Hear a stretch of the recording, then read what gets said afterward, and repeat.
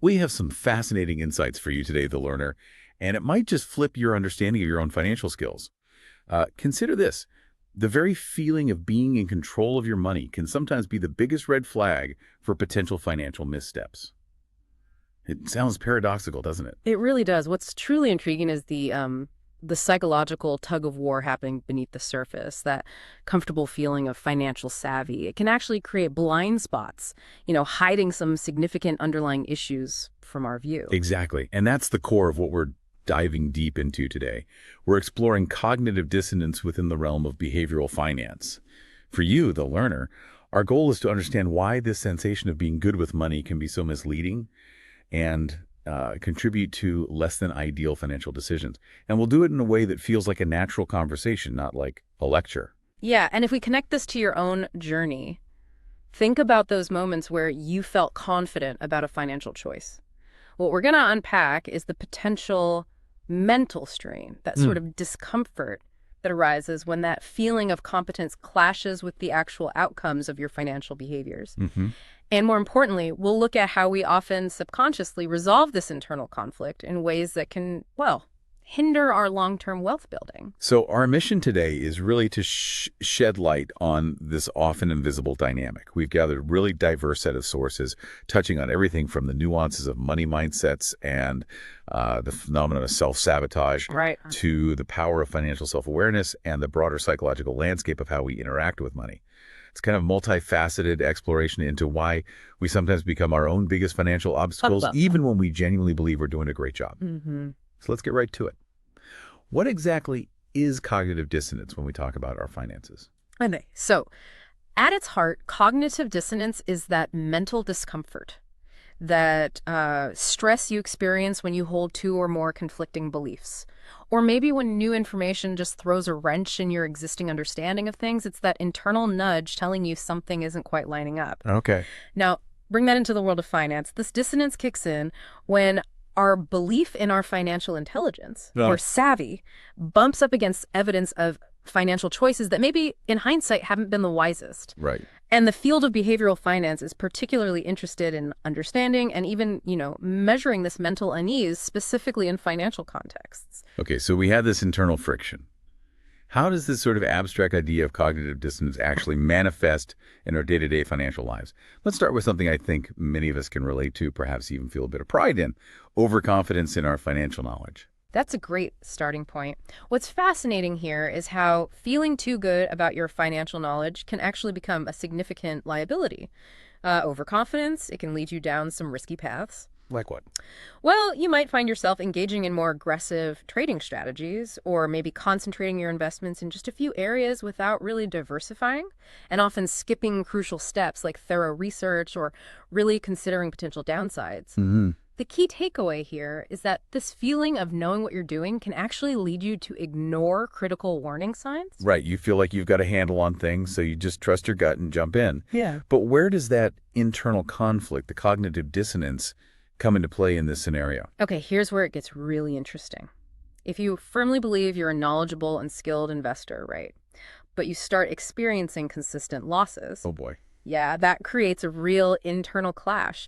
And to resolve this discomfort, instead of perhaps admitting you made a mistake or, reevaluating your strategy. It's just hard to do. It is hard. You might actually double down on those very same risky strategies. It's almost a way to try and force reality to align with your belief, to avoid confronting that uncomfortable dissonance head on. So it's like your brain reasons, okay, I'm financially savvy, therefore these losses must just be temporary blips, and if I just keep going, I'll eventually prove my initial judgment was correct. Precisely.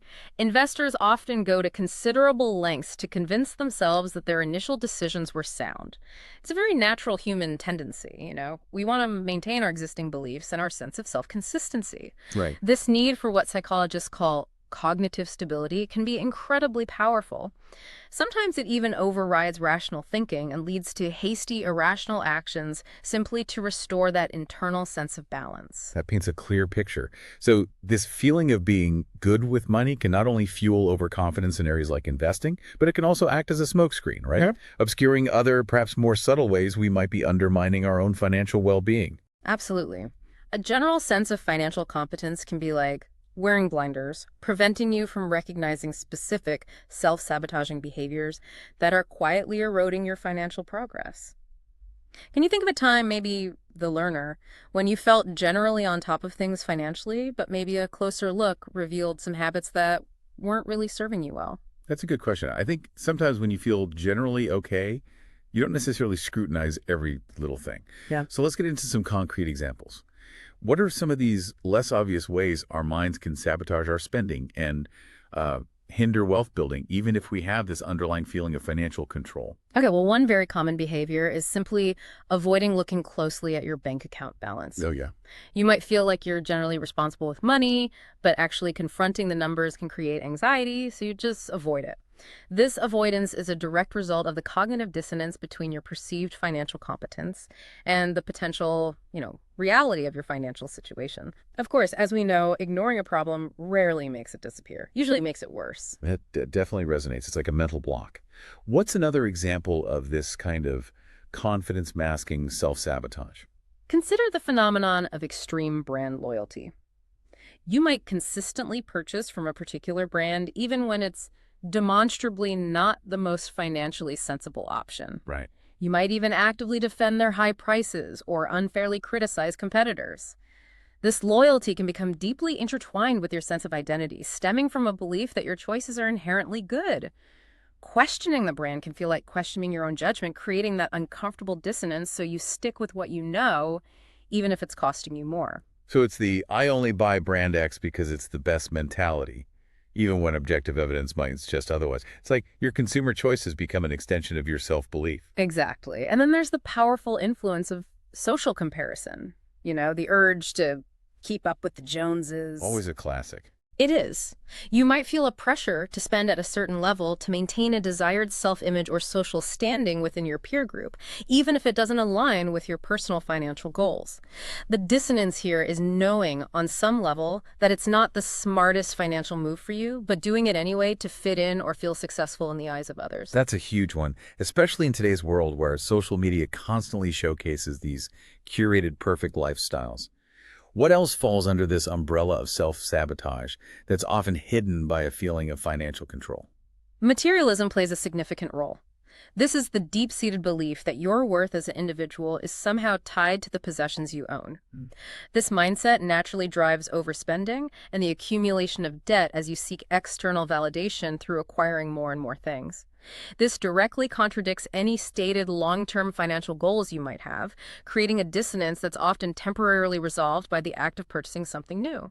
So the immediate gratification of buying something provides a temporary fix, masking the underlying discomfort of being in debt or not progressing towards your long-term goals, all fueled by this belief that I deserve this, or this will make me appear successful. Precisely. And then we encounter something that's sometimes referred to as savings anxiety, this persistent and unsettling feeling of never having enough, even when you actually have accumulated a significant amount in savings. That sounds stressful. It is. Yeah. This can generate constant anxiety, hindering your ability to actually enjoy your current financial security.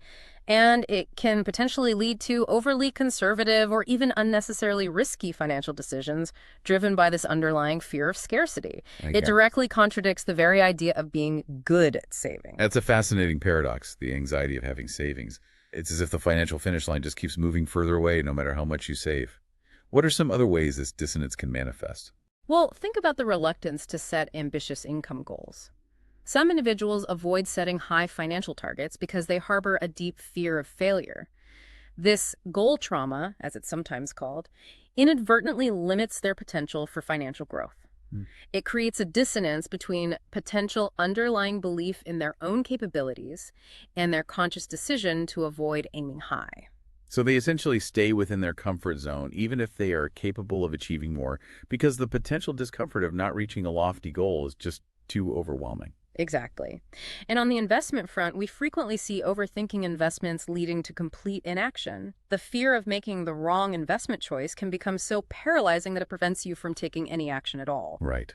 Analysis paralysis. Exactly. Causing you to miss out on potential wealth-building opportunities over time. This stands in stark contrast to the self-perception of being a capable financial planner who should be actively growing their investments. It's a classic analysis paralysis. Yeah. You feel like you should be making smart investment moves, but the fear of making a mistake prevents you from making any moves at all. You see a pattern emerging here, the learner. In each of these situations, the feeling of being financially capable leads to an avoidance of the uncomfortable truth, driven by that underlying cognitive dissonance. Absolutely. And while these behaviors might seem unrelated on the surface, they often serve as subconscious mechanisms to avoid confronting the discomfort of acknowledging potential financial shortcomings. In the short term, it can feel easier to maintain the illusion of control or competence. But what are the long-term consequences? How do these dissonance-driven behaviors Yeah. ultimately impact our ability to build wealth and achieve genuine financial freedom? Well, they act as significant obstacles on the path to financial success. For example, failing to invest early in your life. Maybe clinging to the belief that savings accounts offer sufficient security without fully understanding the eroding effects of inflation. That's a really common trap. This directly contradicts the belief in making smart long-term financial decisions, because in reality, your money is slowly losing its purchasing power. So the perceived safety and simplicity of a savings account provide immediate comfort, but it clashes with the long-term objective of wealth growth, and that underlying dissonance might simply be ignored or rationalized away. Exactly. And then there's the pervasive human tendency to prioritize immediate rewards over potentially much larger future gains. We see this play out in countless ways, from impulsive spending on non-essentials to neglecting long-term retirement savings. Yeah. Even when we consciously acknowledge our long-term financial goals, this short-sightedness creates cognitive dissonance that we often resolve by, rationalizing the immediate gratification. I deserve this now. It's like the bird in the hand is worth two in the bush mentality taken to an extreme, even when the long-term two in the bush are significantly more valuable and actually attainable if you just waited. Precisely. And we can't overlook the impact of lifestyle inflation. As your income increases, your spending tends to creep up proportionally, often negating the potential for increased saving and investment. Oh, definitely. This creates a clear dissonance with the idea of being in control of your finances and strategically building wealth. You might be earning more, but you're not actually getting ahead financially at a faster rate. It's like running faster on a treadmill. You're exerting more effort, earning more, but you're not actually moving any closer to your financial destination. Yeah. So if this phenomenon of cognitive dissonance is such a powerful and often unseen force in our financial lives, what's the key? What's the key to actually overcoming it? The cornerstone, really, of overcoming this is developing strong financial self-awareness.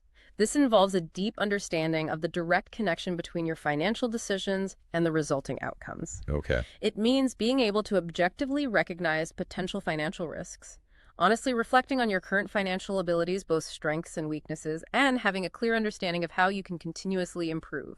So it's far more than just knowing your account balances. It's about understanding the why behind your financial behaviors and how those choices are actively shaping your financial future. Exactly. It's about making more conscious and informed decisions regarding saving and investing, consciously moving away from those emotionally driven impulse purchases and towards a more objective assessment of your true needs and available resources. It's about cultivating a clear understanding of the role money plays in your life and its potential to contribute to your long-term security and fulfillment. And this financial self-awareness also includes having an accurate perception of your own financial abilities. Right. Because as we discussed earlier, overconfidence can be a significant part of the problem. Precisely. Genuine self-awareness in this context means having an honest and realistic assessment of your strengths and weaknesses when it comes to managing your money. And importantly, one of the most effective ways to boost this self-awareness and improve your actual money management skills is by actively increasing your financial knowledge.